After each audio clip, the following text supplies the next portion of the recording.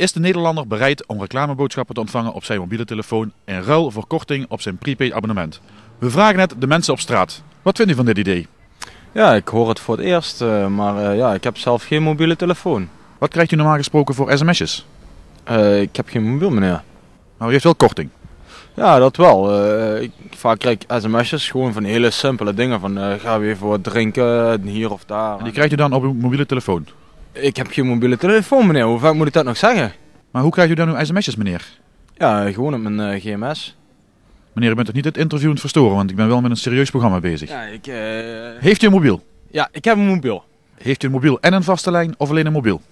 Ik heb alleen een vaste lijn. Meneer, ik ben met een serieus programma bezig. Maar meneer... Ja, meneer, maar het is... Zeg meneer, ik probeer te helpen. Ik probeer me helemaal niet te helpen. U vraagt mij dingen, ik geef daar antwoord op. We vragen het de mensen op straat. Heeft u een mobiel? Ja, ik heb een mobiel. SMS't u veel? Oh, nou, een stuk of drie keer per week, ja. Kunt u omschrijven waar die sms'jes over gaan dan? Vaak gewoon...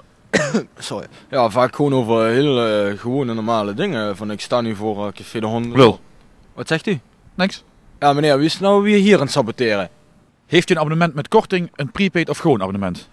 Ik heb een abonnement 80 wel. Doe even normaal. Maar meneer, wat is dit nu? Sorry. Ja, u vraagt mij een interview te houden. En dan doet u zo met die microfoon in mijn gezicht Ik probeer een normaal interview te Dat is houden. helemaal geen normaal interview, meneer. Dan kunt u wel normaal antwoord geven. Volgens mij is het gewoon allemaal in scène gezet. Als dit in scène was gezet, dan zou u een personage zijn. En dat bent u niet. Ja, dat weet u helemaal niet of ik dat ben of niet. Voor hetzelfde geld ben ik wel een acteur die verkleed is. Maar in dat geval bent u het die mij voor de gek houdt. Nee, dan zouden we met z'n allen in deze scène zitten. Maar dan hadden we daar toch al lang over gebeld of ge-sms met elkaar. Meneer, ik heb geen mobiele telefoon. Dan is dit ook de reden dat dit zo'n onduidelijk interview geworden is. We gaan terug naar Ik ga niet. terug naar de studio. Ik ga niet naar de En- studio.